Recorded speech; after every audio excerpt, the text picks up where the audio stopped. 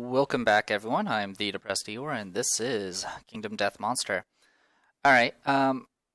Just thinking back on the previous battle and the previous hunt, I realized that there was that one event that kind of gave us all that, like the understanding courage, healed all of our wounds, and gave one person an accuracy token. I actually didn't heal everyone's wounds, which would have made a slight difference in the part where Tenchi took a heavy wound. She would have actually just been knocked down instead.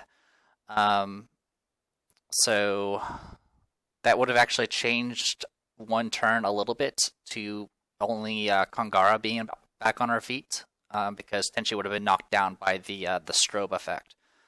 Um, so just to kind of mitigate that, I'm going to assume that Kongara shouted up Tenchi first, and then Tenchi would have shouted up someone else. So I'm just going to take off a survival point, and that'll probably balance it out. Honestly, it's not that big of a deal, but I just want to at least get a little bit of accountability. At the very least, I wanted to inform you guys that I did, of course, make yet another mistake. As always, my excuse will be the same as always, which is I'm playing essentially a 4-player game by myself and trying to explain everything. So the wonders of doing Let's Plays and the wonders of that as well. But we'll just work with what we got. Anyway. Forgot to actually move all my stuff over. Let's do that real quick. Of course, we're going to have 4 endeavors as always. And the good news is we're now going to be pretty much a little bit more stable, hopefully, assuming we don't get slaughtered by the settlement event. Alright, so let's get our hides. We actually have tons of jiggling lard now, so I can actually afford to start using that. Get some organs, some more hide, a strange resource, a scrap, and the rest are bones. Okay, so that's something we can work with. Alright, now with all that taken care of, let's go ahead and update. So, first things first, heal everyone up and all that nonsense. I'll deal with that in a bit. Let's go ahead and draw our settlement event. So this is our first actual official settlement event because we skipped over the first one because, well, year 1 it's hard-coded. Year 2 is because I did the Aya challenge scenario, so we'll get to experience it. So it's going to actually be 1d21 because we do add Gorm Climate to the settlement event deck. So there's now 21 cards instead of just 20. 17. Something tells me that's murder. Settlement events. Skull Eater. You know, as if we hadn't had enough of those already. Alright, choose a survivor and give them +3 inside, blah blah blah. Alright, you know the drill. If you've seen my last, I got Skull Eater about like 8 times on my previous playthrough, so might as well get this up and running. Alright, so our returning survivors were, let me go ahead and get the order correct. We had Yomu and Yumiko. Alright, so I'm just doing left to right. I'll do a 1d4 and figure out who the Skull Eater is. 3, that is Yomu. Yomu is now got marrow hunger. Let's go ahead and roll 1d10 and see what happens to her. 5. Okay. Skull Eater's activities go unnoticed. They gain +1 permanent strength and +1 courage at the murder settlement event to the timeline next year. Now this isn't as bad because of course we're heroes, and so we're never going to actually die. It just means we might end up missing hunts every once in a while. Alright, so Yomu's going to get +3 insanity. I'll go ahead and remove her wound there. We need to give her marrow hunger. She gets +1 courage and +1 strength. So this isn't going to be this. I mean, as annoying as it is to keep getting the same freaking event, this one's actually somewhat beneficial. I'm at the very least, I'm glad I didn't get. I didn't have to spend endeavors or anything like that. All right, I think that's about it. I need to add murder to next year. So we'll deal with that in a second. Also, we need to go ahead and go to year 3 at this point.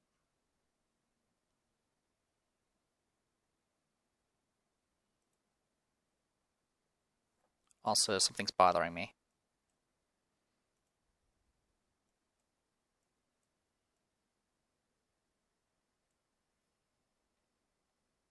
There we go.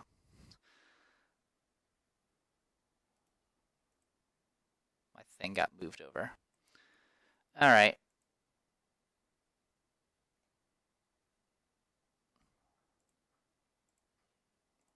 Okay. So year 3, let's go ahead and update the timeline in more places than one. Excuse me. So this is year 3. Year 4, we're going to have murder, unfortunately, and murder is going to be a little bit annoying because we're not going to have an easy way of getting rid of it because we won't have a society. As far as what year 3, the only thing we have going on in year 3 is Gorm Climate, which is of course going to add Gorm Climate to the next year. I'm just going to go ahead and do it now because it's Gorm Climate. Okay, so save changes. That's done. I'm going to go ahead and roll the 1d10 and then I'll show it. 8. That's not too shabby, actually. Settlement events. Gorm Climate.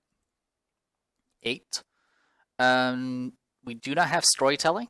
The settlement struggles against the quaking ground, linking arms to brace themselves against the storm. Nominated survivor with 0 hunt XP. They would get +1 courage. Unfortunately, we don't have anyone that has 0 hunt XP, so nothing we can do about that. All right, with that taken care of, that is it. Next year is the Butcher, and the year after that is we'll get the Hands of Heat, as well as the our first encounter, first story event involving the Manhunter. So we're gonna have to get prepared for both of those because it's gonna be hell for us. Alright, so let's go ahead and go with... At this point, we can go ahead and continue with our usual stuff. So, we need to go ahead and spend our first endeavor. We'll spend a monster bone, a monster organ, and actually we'll use a jiggling lard, because I believe that counts as a hide. It does. Okay. So we'll get rid of that, and then we will seed. We'll go ahead and draw 4 cards. 1, 2, we have 8, 13, so 13 cards, so 4D, 13. No duplicates. 3 is bed, 4 scarification, 9 is settlement watch, and 10 is storytelling. Okay. We definitely don't care about storytelling. We did mess around with it in my previous playthrough with White Speaker. White Speaker isn't that great unless you roll really, really good. That is always awesome. Scarification is pretty neat, though it will eventually completely be useless because we can only use it once per character, and so we can only use it about 7 times before it's useless. And I wouldn't. The best time to actually use scarification is when a character is equipped with a acanthus herb, which we're probably not going to get any of those anytime soon. Not while the Gorm is on the loose. But Settlement Watch, that is actually really useful, especially for next year, because that'll ensure that we can maximize our survival. But also, we can use it to start giving people random fighting arts, and also potentially increase someone's strength. So, granted, it does have limits, just like scarification, but this one's a lot safer. It also has no consequences, and yeah, I'm pretty okay with getting Settlement Watch. Bed is also useful, because it does increase our survival limits. Beyond that... we don't care about storytelling. Scarification, I think I'll wait on for now. And I don't think we really need beds right now. I think we're okay on survival limit. So let's go ahead and grab Settlement Watch. I've never used it before, so I would like to get something new. And with that, that will actually reduce our deck size to 12. Alright, good stuff. We have 3 endeavors left. I don't think there's really anything we can mess around too much with, unfortunately. We could try to use Albedo and try to get a Gorm Brain. Unfortunately, it would be probably not worthwhile to do it right now. Okay, so that leaves us. We have three.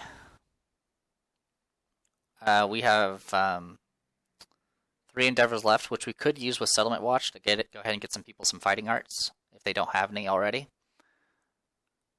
which wouldn't be too shabby, especially before they level up or stumble upon a yeah. It'd be good all around. But let's go ahead and take a look at some of our gear first.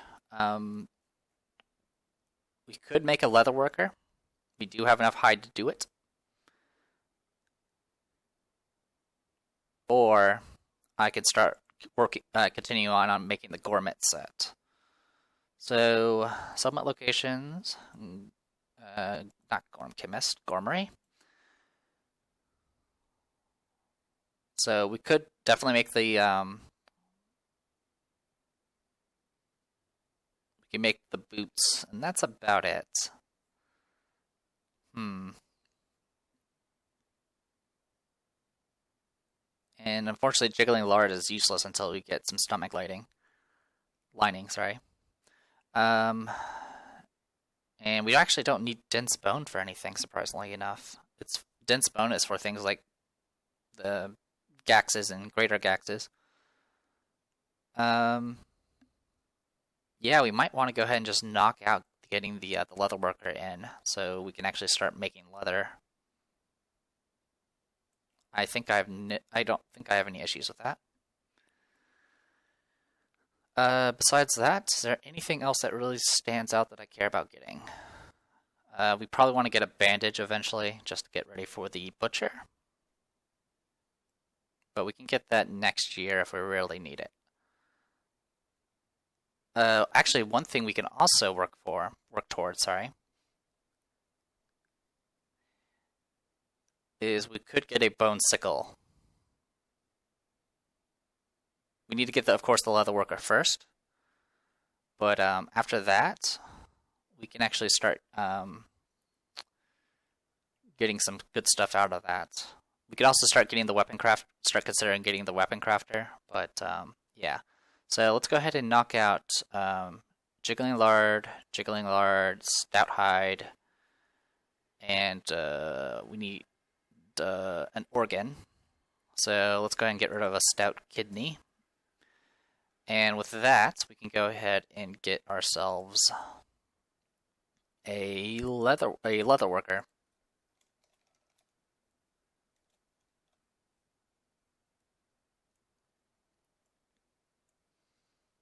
Now, I generally don't like doing a spinning endeavor just to change one piece of hide into a leather, but in the case of this, I think it might be I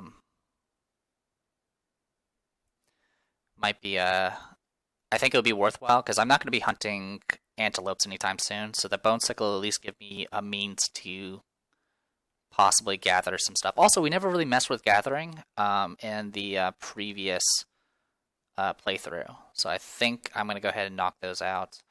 So that's going to eat up an endeavor, and then we're going to go ahead and eat up another endeavor to change one hide into a leather, which will be the stout hide.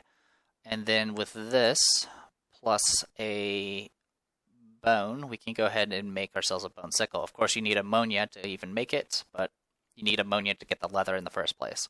So we'll go ahead and knock out a monster bone and a stout hide, and get ourselves a bone sickle.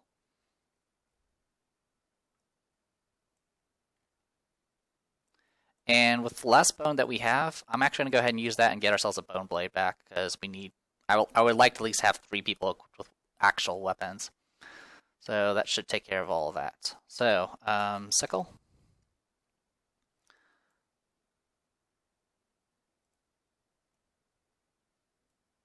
So the bone sickle is 2 speed, 8 accuracy, 1 strength. It is frail, but what you can do is it's also classified as a tool rather than a actual weapon, though you can use it as a weapon.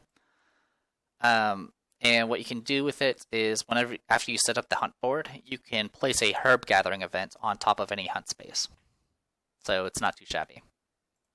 Alright, so let's go ahead and get ourselves the bone blade.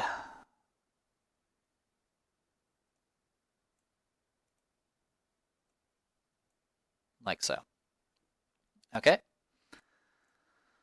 That ate up pretty much all of our resources, but that's okay.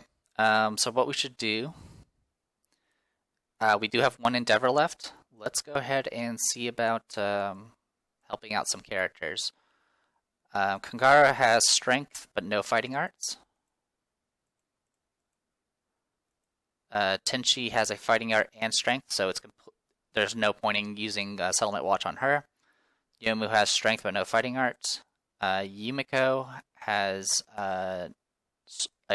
fighting arts but no strength bonus. Mera has both. Momiji doesn't have either. And Yorihime just has a fighting art. So Momiji...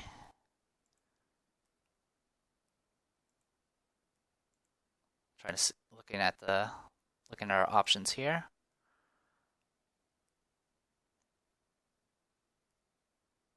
Fortunately, Yomu's going to have marrow hunger, so there's a good chance someone's going to die next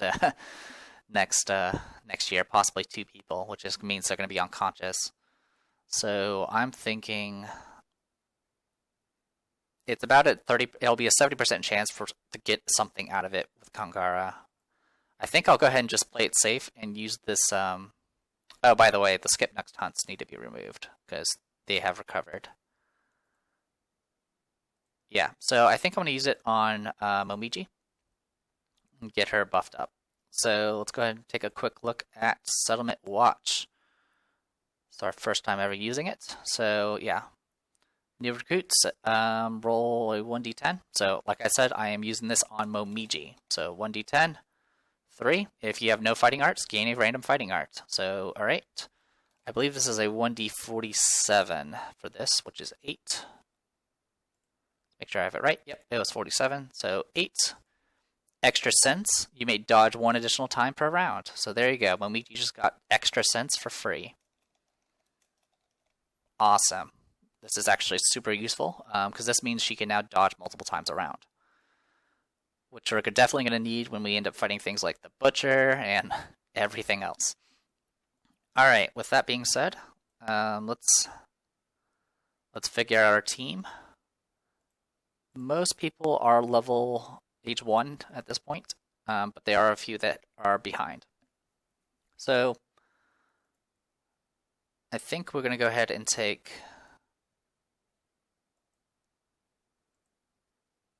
I wouldn't mind taking Tenchi just so I can eventually get her to 3 understanding. Yumiko's been doing pretty good.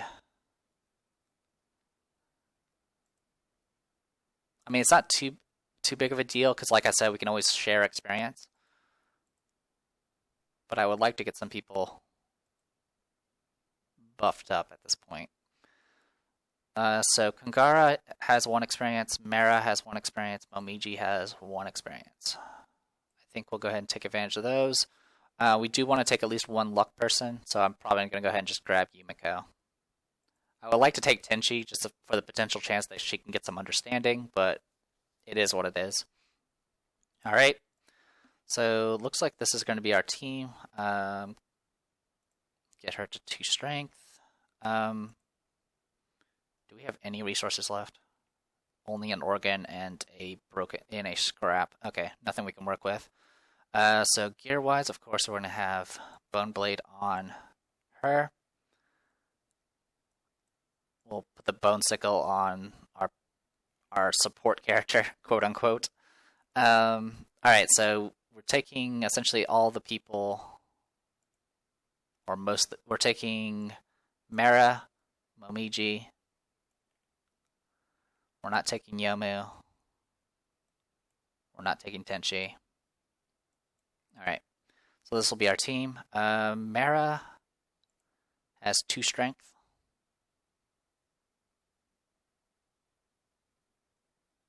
Yeah, we'll put her with the good weapons.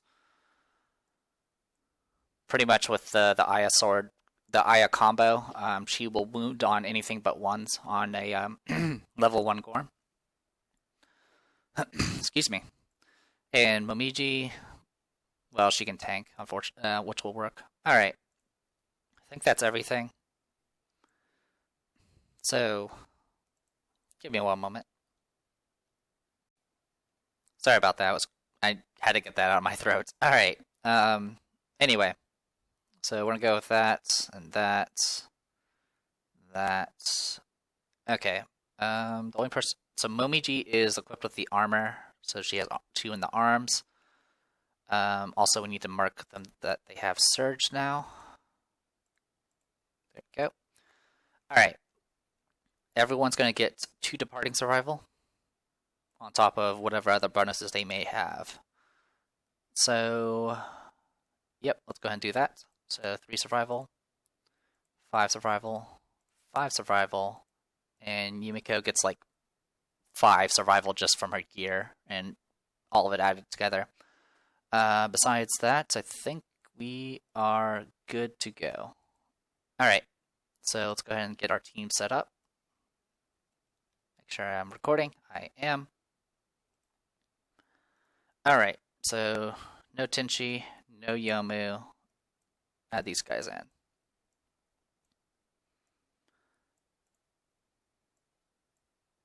Also, I actually need to, I completely forgot to open the PDF again, so I'll, actually, yeah, we do need to open the PDF. Alright. Do something, like that. That's fine. Alright. Let me, be right back again. Sorry, guys.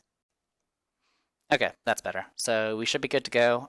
So the hunt board's been set up except for the right side, because I don't care about the right side. So, it's been set up, so now we can actually place Herb Gathering, which is this card here. You only place 1, even if you have multiple sickles in your group. The survivors consume herbs and berries. All survivors gain 1+1 survival. I actually didn't notice that part. That's good to know. That's actually pretty useful, because if you put it beyond the overwhelming darkness, you can recover from situations where you had to spend all your survival. And then it'll trigger Herb Gathering, which is a fancy little event. Now, the way this works is if there's ever multiple cards on a location, you do them in order. So whatever location we really put this on, it can help out a bit. Let's bring this to top. So, tell you what, we're just going to put this here and hope things work out. I could put it right here to ensure that I do gather herbs, but I'm just doing this just in case we ever get a situation where we lose survival. Alright, so let's go ahead and move Kangara over, and let's go ahead and do some rolling. So, 1d7, 4, this one we've done before. I'm pretty sure this means we're going to get a D100 event. There's the Gorm, here are the hunt events. Yep, it's the G-Palms again. So yeah, let's go ahead and do our random hunt event. So 1d100. 33. Hey, it's my MOS. Alright.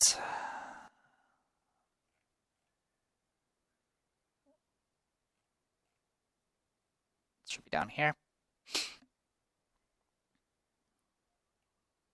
Whispers your name. The event revealer trips over a protruding nose in the ground. The lips of the stone face begin to move. If the survivor has no name, the lips stop moving and nothing else happens. Otherwise, the lips seductively whisper the survivor's name.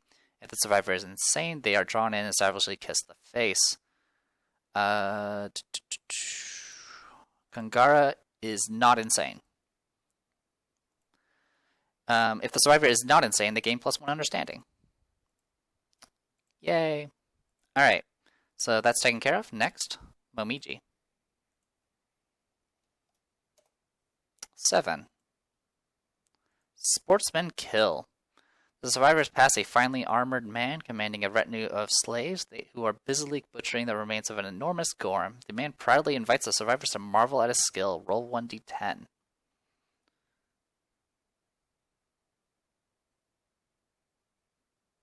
Okay. 1. The man paints your face with a foul-smelling bilious fluid. The event revealer starts the showdown with the priority target token. Okay, noted. We'll go ahead and do that right now. There we go. She is marked. Okay, next. front. Alright, so first things first, we need to trigger herb gathering.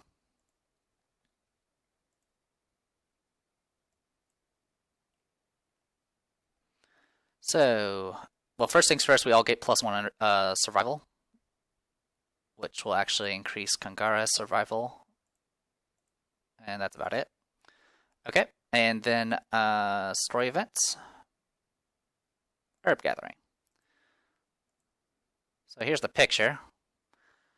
Each survivor must make a special gathering roll. To make gathering roll, a survivor nominates any number of d10s, then rolls them. If 2 or more die results are the same, your score is 0. Otherwise, add your die results to determine your gathering score. Add all survivors' gathering scores to make a single final score, and consult the herb exploration table. Add +10 to the final score if the survivors have passed the overwhelming darkness space on the hunt board. That's actually good to know, because I think I've actually been doing that wrong, so that's good to know. Originally, the way I did it was I did it individually, and I didn't add everyone's together, so I thought they were all their own separate event, so that's good to know. Alright, so let's take a look. If the survivors don't find anything, roll on the random hunt event table. Gain a fresh acanthus strange resource, all survivors get +1 survival.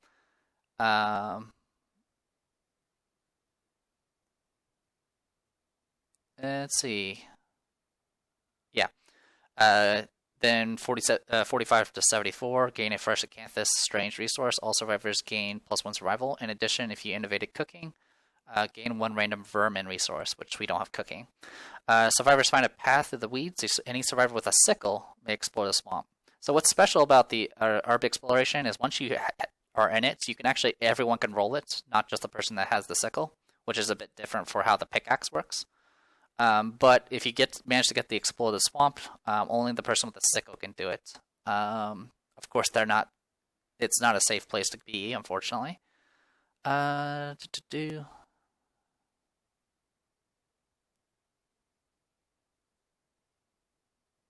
Ghostly flower blooms.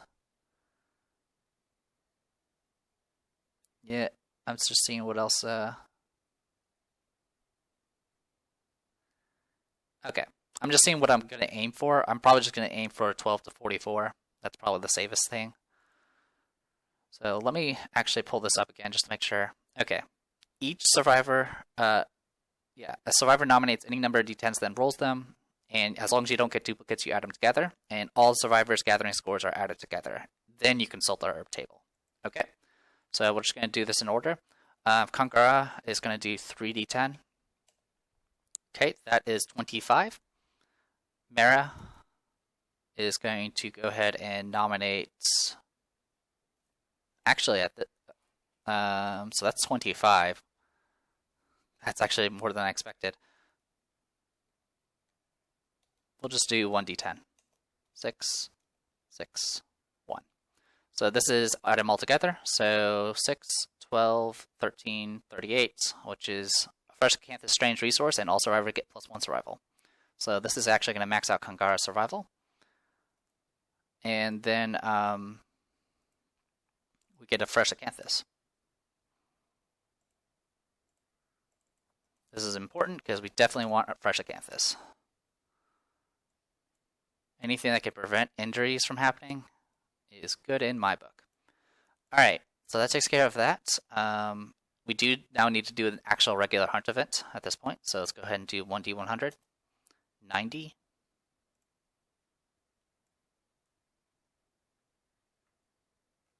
That is way too far. Light on the horizon. The survivors hear a screeching howl followed by a crash and finally an explosion of multicolored light on the horizon. The unnatural light illuminates the survivors' way. The survivors may reroll the next result on the hunt event table. If all survivors are insane, they turn away and walk into the darkness. I'm pretty sure no one's insane in our group right now. Okay, so that's taken care of. Alright then. So nothing really happens. There's no more hunt events, so there's no big worries there. So let's go ahead and start the hunt. Or start the showdown, sorry. There we go. Let's go ahead and roll 2d21, see what our terrain is. 10 and 11. That hopefully will be something different for once. Terrain 10 and 11. Okay, this is actually really good for us. Dead monster means we go first, and we can set up we can start in any location as far as position goes. Also, we can search this for fancy stuff. Also, the other one was debris, which we can possibly get a resource or get a spare weapon from that. So, really good. That has to be set up on a board edge, of course. Alright, so with that said, let's go ahead and get things set up. No more stone faces. We do get a monster there, and there we go. So we can actually start wherever we want, which is good. I'm going to go ahead and have our A team set up there. This has to be adjacent to the monster, so we'll just set it up like that. And for the debris, I'm just going to put all the way in the corner for Kangara to search freely. And that is pretty much it. And we do go first, so that's really good for us as well. Momiji does have priority target.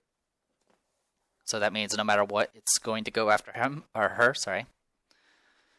And yeah, we got that going. Alright, so let's go ahead and get the deck ready. Here's the Gorm hit location deck. Sorry about the chat.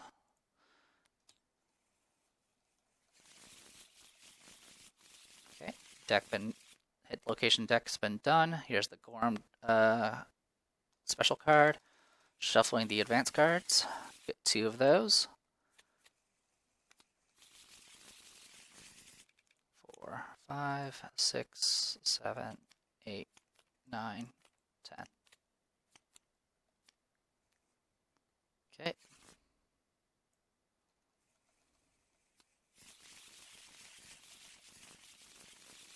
Okay. I think we're good to go. So we do go first. I'm going to go ahead and start things off with Kangara searching. So 1d10. 10. For debris. Natural 10 plus gets you a scrap sword gear. Archive the terrain. That is amazing. Alright, so we just got ourselves a scrap sword for free, which is great. Of course, we are very familiar with what the scrap sword is and how awesome it is. So here's your scrap sword. So now Kangara actually has a weapon she can use. That's good. So yeah, 2 speed, 5 accuracy, 3 strength, and if you perfect hit with it, it gets +4 strength. You can also get deadly if you get enough affinities. So, there you go. 1, 2, 3, 4, 5.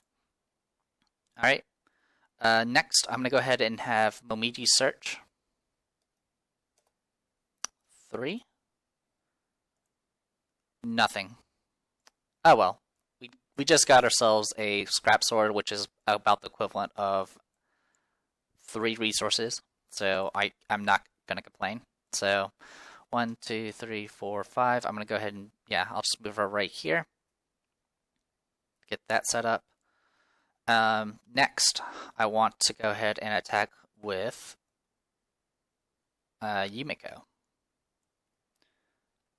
So, yep, Yumiko will have 3 attacks. I don't think she has any plus strength or anything. Well, she has Mammoth Hunting. That does give her +1 strength, because she's attacking a flank. Also, we don't need terrain open. Alright, so let's go ahead and roll. 3d10 hits on 5s. 3 hits. 1, 2, 3. The elbow, the hindgut, and the bulging eye. Okay. So, sword is strength 2, +1 because of mastery, and then +1 because of mammoth hunting. So 1d10 + 4. I get the first attack. I can roll the result and then pick the location. Making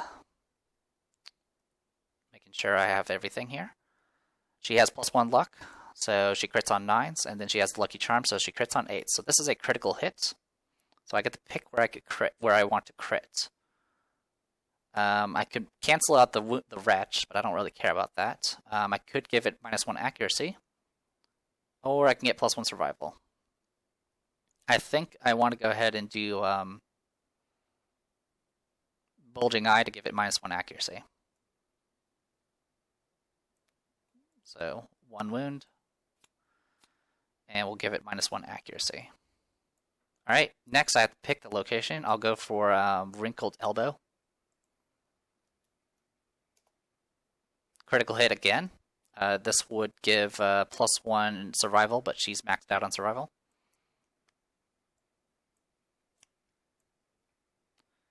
Next is the Hindgut, which is a regular wound, which will trigger Retch. So what's going to happen is, well, let's make sure I do this right. Move the Gorm 2 spaces backwards. Survivors in the vomit zone suffer damage. So it's going to go 1, 2. And vomit in this area, which doesn't hit anyone. Okay. With that taken care of, I will go ahead and move her out of the way. 1, 2. Well, actually. Well, at the very least, I'll move her into the tall grass. I think that'll be fine. Next, I will go with Mara. She'll make 5 attacks because she's using the Aya combo. She will hit on 6s. She doesn't have any other bonuses besides strength.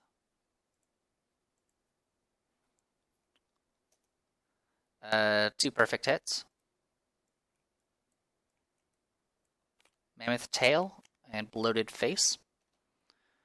Alright, so this is going to be 1d10 plus 3 for weapon, plus 2 for strength.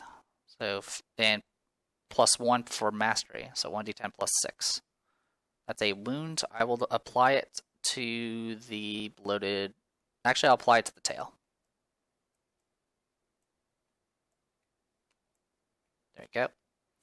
Next is, of course, the other location, which is a fail. So nothing happens. Okay, and then for her, she's just gonna move out of the way. And then I'm gonna go ahead and surge with Yumiko. She does not keep the point. And then she'll attack 3 times. No hits. I'll surge with Mara.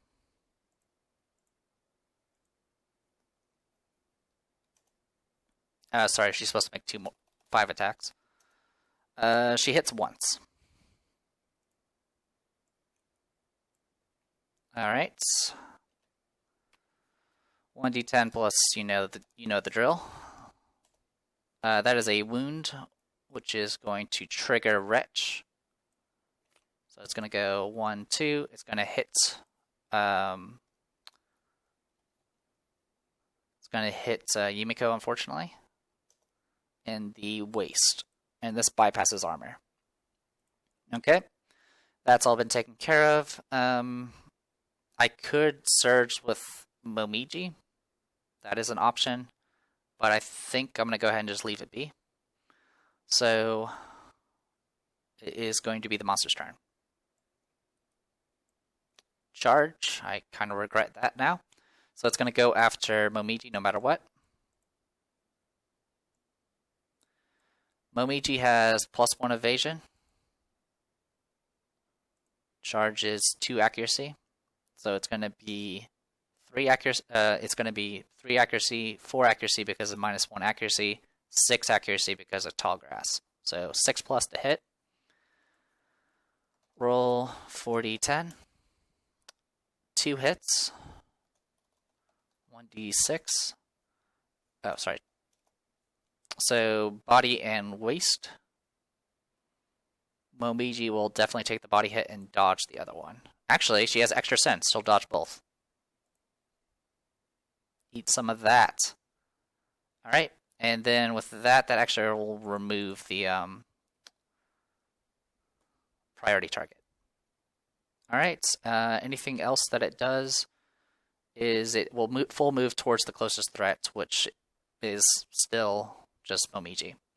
Okay, so it is now our turns. I'm going to go ahead and get out of dodge with Momiji.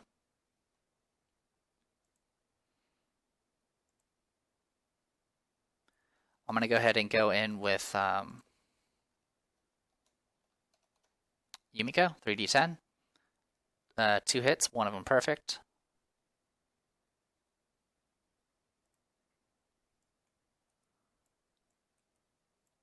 Fluorescent lure, unfortunately we can't take advantage of that. And Mammoth Testes. Alright. I'll go ahead and roll the attack first. So 1d10 plus 4. 2 for weapon, 1 for Mammoth Hunting, 1 for Mastery. That is a critical hit. I could go for the Testes, but there's no reason for me to.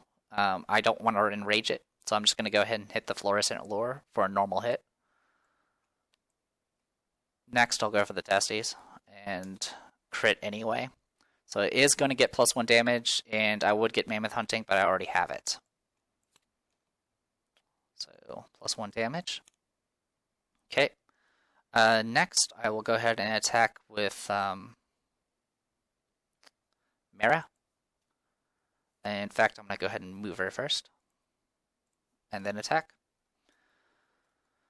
5d10. That is 3 hits, one of them perfect.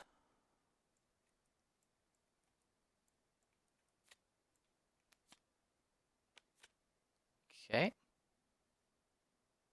So, rump, goiter, backstrap.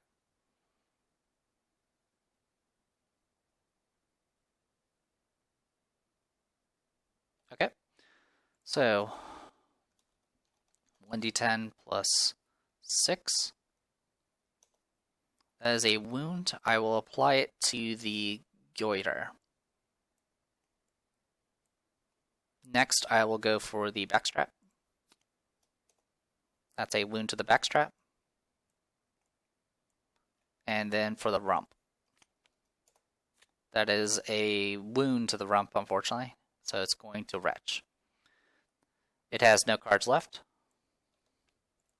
It's going to take 2 steps back, but doesn't hit anything.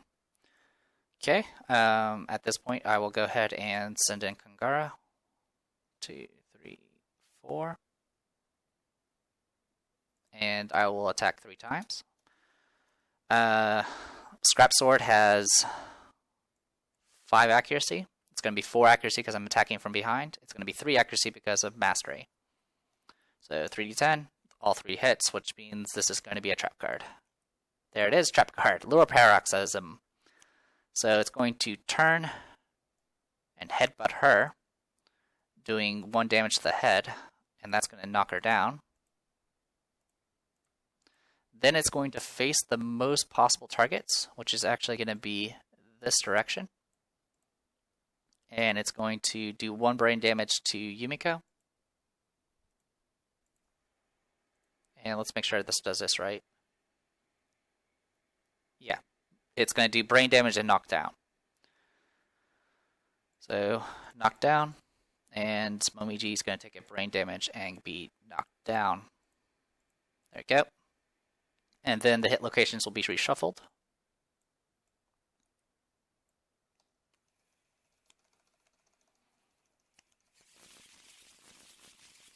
There you go. And that is pretty much it. Everyone's been knocked down. Basic action goes after closest survivor in field of view. Otherwise, it's going to illuminate. Everyone is knocked down, except for the person that's in the blind spot. So I'll go ahead and just end the turn. And what it's going to do is it's just going to illuminate, because there's no closest threat facing in range. There are no, and the closest survivor in field of view is nobody. Oh wait, sorry, it goes after closest survivor, not threat. So it will target somebody. I'm okay with that. I'll have it target Yumiko. So 2 attacks on Yumiko. 2d10.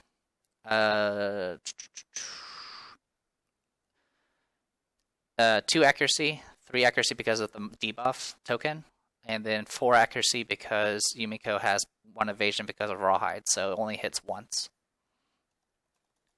1d6. Hits the arms for Yumiko. She'll take it. And that is it.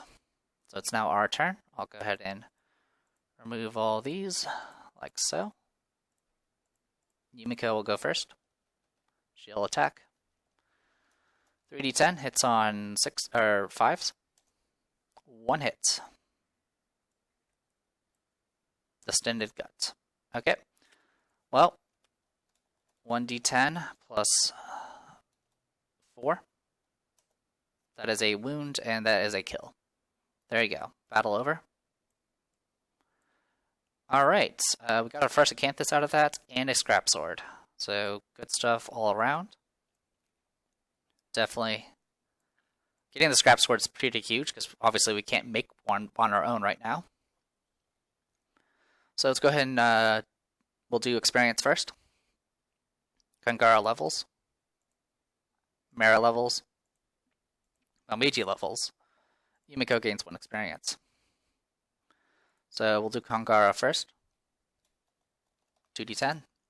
7. I'm pretty sure that's a fighting art.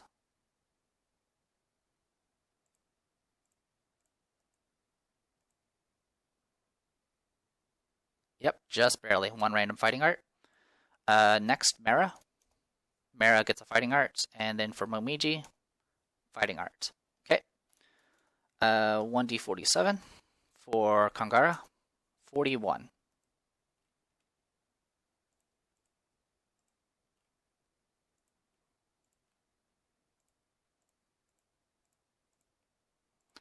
Burning Ambition. When you are instructed to skip the next hunt, ignore it. The skip next hunt box on your survival record sheet cannot be filled in. So Kangara will never have to skip hunts, even if she gets knocked unconscious. Good stuff. So, Burning Ambition. Now, this also means she no longer needs to worry about Survival Watch, because she won't get any benefits for it. Okay, next is Mera. 41 again. Alright, Burning Ambition. Alright. 9 for Momiji. Last man standing on Momiji. Alright, cool stuff. Let's go ahead and roll for loot.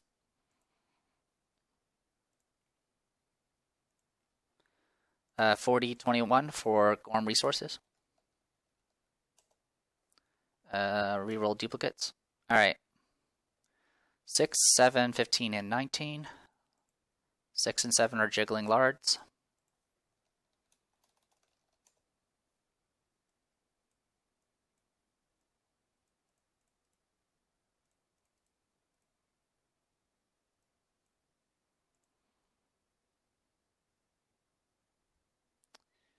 Uh, 15 is a stout hide. 19 is a stout kidney.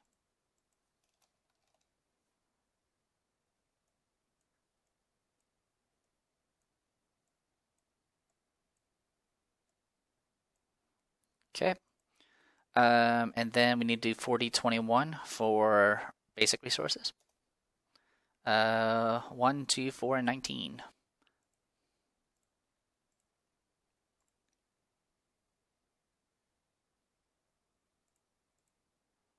1 and 2, of course, are broken lanterns.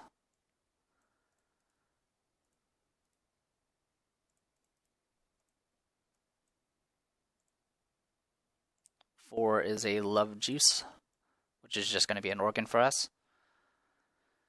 And the last one is a skull, which is going to give us +1 insanity to a character of our choice. We will go ahead and give it to Kangara. Alright, so that's all taken care of. We just barely have enough to do innovation this year, so that's at least some good news. Beyond that, we're going to be kind of limited on our options, but that's okay. The good news is we did get a fresh Acanthus, so we can actually work with that.